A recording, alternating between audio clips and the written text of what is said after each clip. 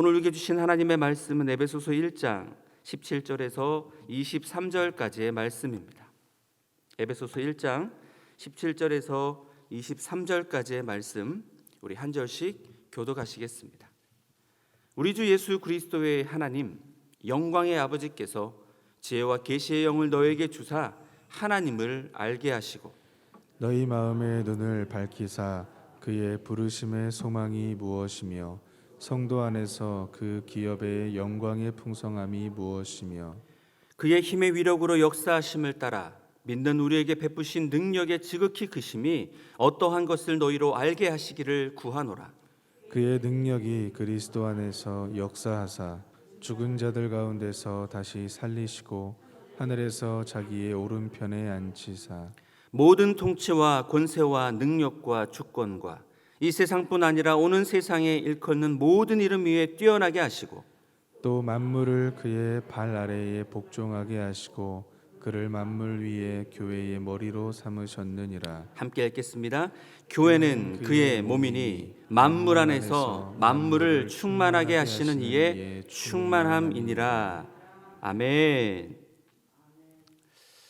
사도 바울은 에베소서 1장에 하나님을 찬양하며 한 호흡, 한 문장으로 3절에서 14절까지 찬양하였음을 살펴보았습니다.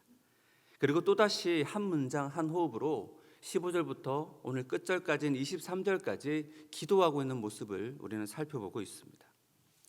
오늘의 키워드는 두 개의 단어입니다. 능력과 영광입니다. 능력과 영광. 우리 19절 말씀을 우리 다시 한번 읽어보겠습니다.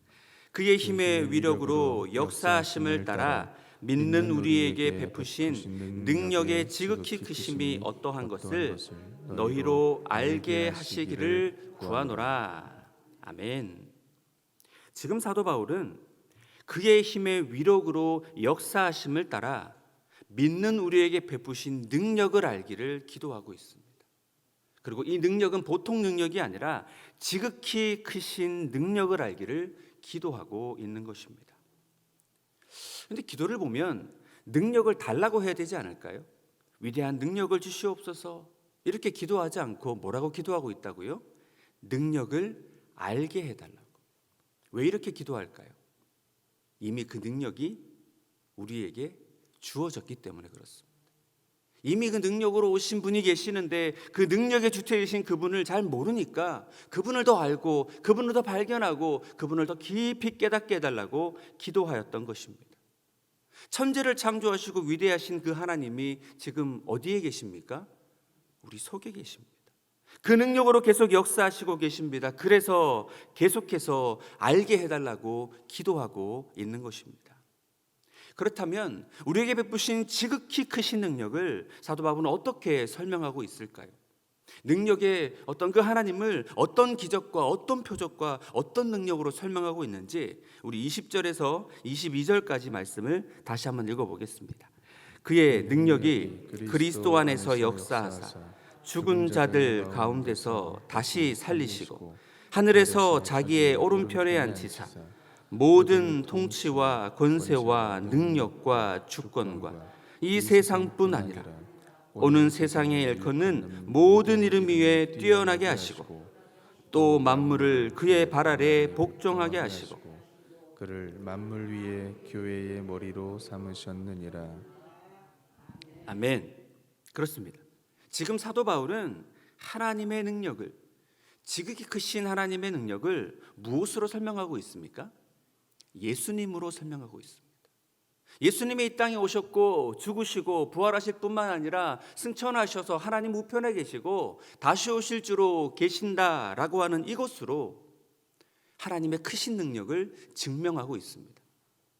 저 같으면 천지를 창조하신 하나님을 보라. 이 하나님의 능력이 얼마나 대단한가. 노아의 홍수 사건을 보아라. 이토록 위대하시고 크신 분이 우리 하나님이시다. 홍해가 갈라지거나 10가지 재앙을 내리신 하나님을 보아라. 얼마나 능력이 많으시냐. 그런데 이렇게 설명하지 않고 오로지 한 분, 예수 그리스도의 죽으심과 부활, 그리고 그분의 우편에 앉으심과 다시 오시는 것으로 왜 설명하는 것일까요? 그것은 바로 성경에 나타난 가장 큰 능력은 하나님이신 예수님이 이 땅에 오신 것이고 예수님의 죽으심과 부활이 가장 큰 능력이며 나아가 예수님의 승천과 다시 오심이 가장 큰 능력이기 때문에 그렇습니다. 한마디로 예수님이 가장 큰 능력이기 때문에 그렇습니다. 여러분, 복음이 무엇입니까? 예수님이 오시고 죽으시고 부활하시고 심판의 주로 다시 오신다는 이야기 아닙니까? 이 일을 통하여서 누가 구원받게 되었습니까? 우리가 구원받게 되었습니다. 이 놀라운 능력을 통하여, 예수님의 오심의 이 놀라운 크신 능력을 통하여서 저와 여러분이 구원받은 이것이 바로 가장 큰 능력이라고 사도 바울은 우리에게 말해주고 있는 것입니다. 로마서 1장 16절 말씀을 함께 읽어보겠습니다. 내가 복음을 부끄러워하지 아니하노니 이 복음은 모든 믿는 자에게 구원을 주시는 하나님의 능력이 됩니다. 먼저는 유대인에게요, 그리고 헬라인에게로다. 그렇습니다. 복음은 모든 믿는 자에게 구원을 주시는 하나님의 능력이 된다. 하나님의 능력으로 우리는 구원받게 되었다라고 복음으로, 예수님으로 하나님의 크신 능력을 설명해 주고 있는 것입니다. 그래서 사도 바울은 이 예수님에 관련된 이 복음의 내용을 더욱 깊이 알아가기를 기도하였던 것입니다. 바라기는 이 하나님의 크신 능력이 나타난 예수 그리스도, 그리고 그분의 죽으심과 부활하심과 다시 오심에 대한 예수님을 여러분 더욱 깊이 알아가기를 축복합니다. 그래서 사도 바울은 에베소서 1장 안에 예수님을 20번이나 반복하고 있습니다. 여러분 나중에 한번 찾아보십시오. 예수님 안에서, 예수로 말미암아 끊임없이 예수님을 가장 크신 능력이라고 설명하고 있는 것입니다. 두 번째 키워드를 살펴보겠습니다. 두 번째 키워드는 영광입니다. 오늘 에베소서 1장을 마무리하면서 예수 그리스도만큼이나 중요한 어떤 단어가 영광이라고 저는 생각합니다. 영광이 나타난 부분을 찾아볼 텐데요, 우리 6절에 보면 성부 하나님께 드리는 찬양 부분에서 이렇게 나와 있습니다. 영광을 찬송하게 하려는 것이라. 12절에는 어떻게 나와 있죠? 함께 읽어보겠습니다. 그의 영광에 찬송이 되게 하려 하십니다. 14절에 또 어떻게 나와 있습니까? 그의 영광을 찬송하게 하려 하십니다. 그런데 저 구절들이 6절은 성부 하나님께 드리는 찬양 끝부분에 나왔고요, 12절은 성자 예수님께 드리는 찬양 끝부분에 나왔고, 14절은 성령 하나님께 드리는 찬양 끝부분에 위치하고 있습니다. 그리고 17절에도 영광의 아버지께서, 18절에도 영광의 풍성함에 대해 계속해서 영광이 있다, 영광을 돌려야 된다, 그런 영광을 반복해주고 있습니다. 1장을 통해서 정리해보면 이런 메시지가 됩니다. 하나님이 저와 여러분을 왜 택하여 주셨다고요? 6절 말씀에 근거하면 하나님의 영광을 찬양하기 위해. 예수님이 왜 우리를 위해 죽으시고 부활하셨다고요? 12절의 근거로 보면 하나님의 영광을 찬양하기 위해. 성령님께서 왜 우리에게 오시고 인치시고 보증이 되어주신다고요? 하나님의 영광을 찬송하기 위해. 그렇습니다. 하나님께 영광 돌리며 살아라고, 하나님의 그 영광을 알고 그 영광을 찬양하며 살아라고 하나님이 저와 여러분을 택하여 주신 것이고, 예수님이 우리의 죄를 사하시고 공동상속자로 삼아주신 것이며, 나아가 성령을 보내 지금 또 우리를 도우시고 인치시고 보증해 주신다는 것입니다. 그렇습니다. 우리의 구원의 여정이 하나님의 영광임을 보게 됩니다.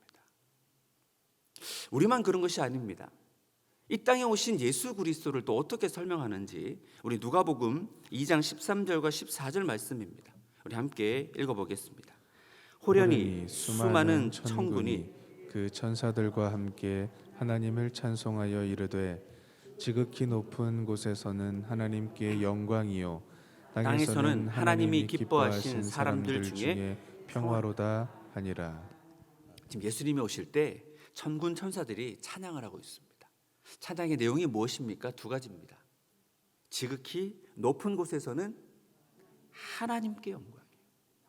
예수님이 오신 것이 하나님께 영광이다라고 찬양했고, 땅에서는 하나님이 기뻐하시는 사람들 중에 평화로다, 평화의 왕으로 오신 그분을 찬양하는 것.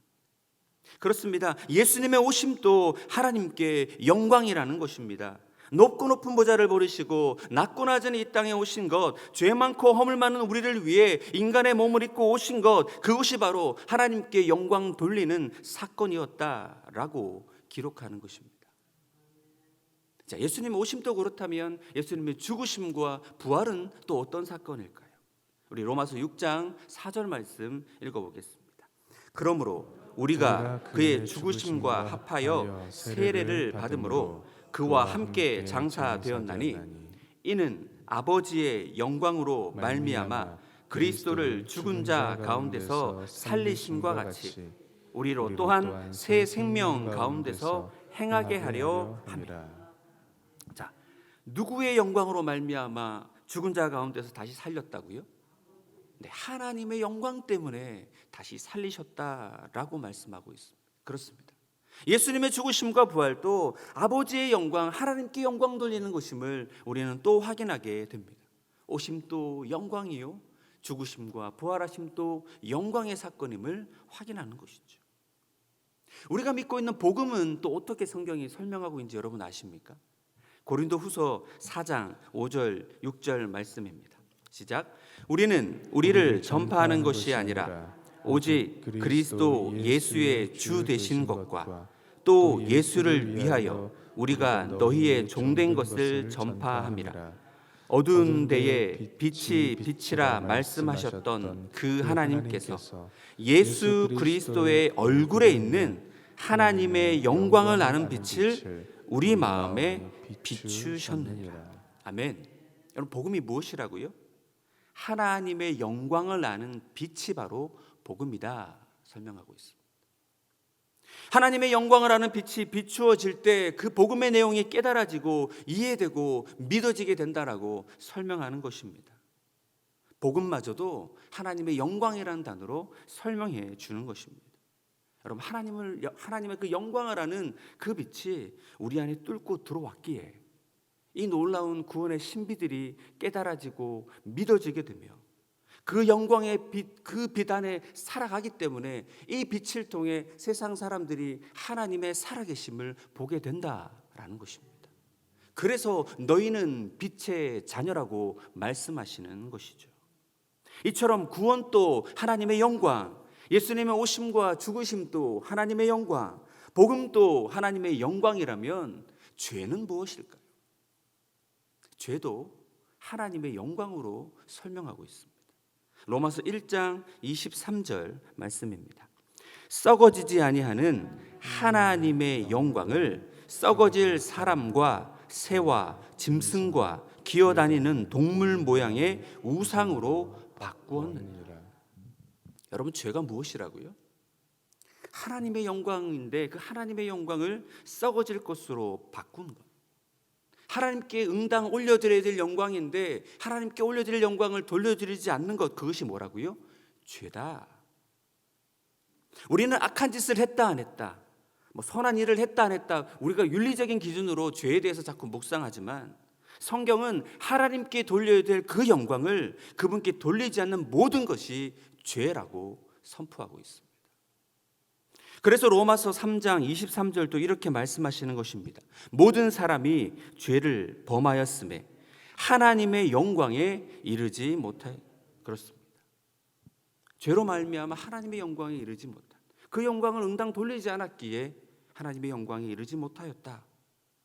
그러므로 죄인인 우리가 하나님의 영광을 아는 빛을 깨닫고 그 빛을 따라 그 빛을 드러내며 사는 것이 하나님께 영광 돌리는 삶이라는 것을 오늘 여러 본문들을 통해 확인하게 된다라는 것입니다. 자, 그렇다면 피조 세계는 또 어떨까요? 피조물들, 하나님이 지으신 이 피조물들은 어떻게 하는 것일까요? 우리 시편 19편 1절 말씀입니다. 시작. 하늘이 하나님의 영광을 선포하고 궁창이 그의 손으로 하신 일을 나타내는도다. 아멘. 하늘 또 뭐 하고 있다고요? 하나님의 일을 선포하고 있습니다. 하루에 지구가 한 번씩 자전하는 것, 계절이 바뀌고 꽃이 피고 열매를 맺어내는 이 모든 것들이 뭐라고요? 하나님께 영광을 돌려드리고 하나님의 영광을 선포하며 그 손으로 지으신 것들을 나타내고 있다라고 합니다. 이처럼 피조물들도 성실하게 하나님의 하신 일들을 나타내며 하나님의 영광을 선포하며 살아가고 있는데, 하나님께 가장 큰 영광 돌리라고 말했던 우리가 하나님의 영광을 망각한 채 자신만의 영광을 위해 살아가고 있으니, 로마서 8장 22절에는 피조물들이 다 함께 탄식하는 것입니다. 너희들 왜 그렇게 사니? 분명 그들은 이렇게 말할 것입니다. 이제 이 영광을 마무리하면서 마태복음 5장 16절 말씀으로 결론 짓기를 원합니다. 우리 함께 읽어보겠습니다.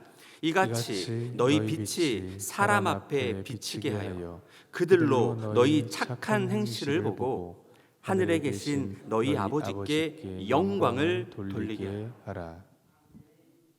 우리의 존재 이유가 뭐라고요? 하나님께 영광을 돌리는 삶입니다. 근데 영광을 돌리는 방법을 알려줍니다. 너희 빛이 사람 앞에 비치게 하여 너희의 뭐로요? 착한 행실을 보고. 그렇습니다. 우리 영광교회 49년 전에 세워주셨습니다.